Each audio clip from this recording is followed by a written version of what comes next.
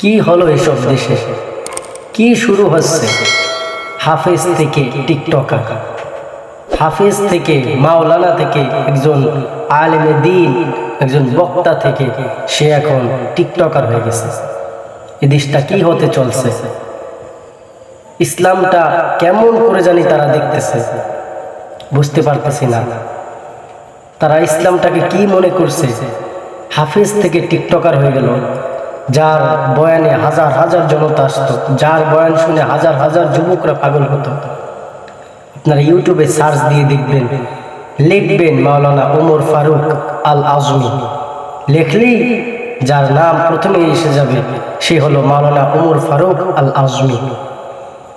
কত সুন্দর কণ্ঠ, কত মেধা, কত কোরআনের খেদমত করছেন, কত দিনই আলোচনা করছেন, তার বয়ানে হাজার হাজার মানুষ আসতেন।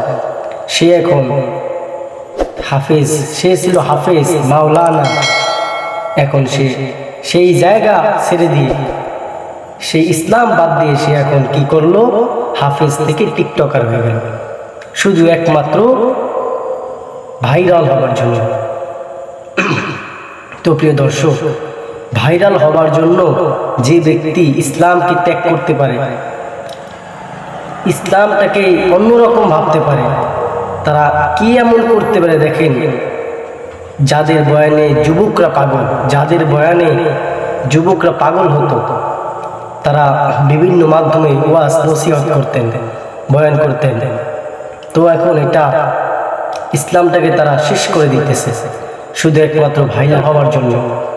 আমরা দোয়া করি আল্লাহ রাব্বুল আলামিন যেন তাকে হেদায়েত দান করেন এবং ইসলামের ছায়াতলে আবার নিয়ে আসেন।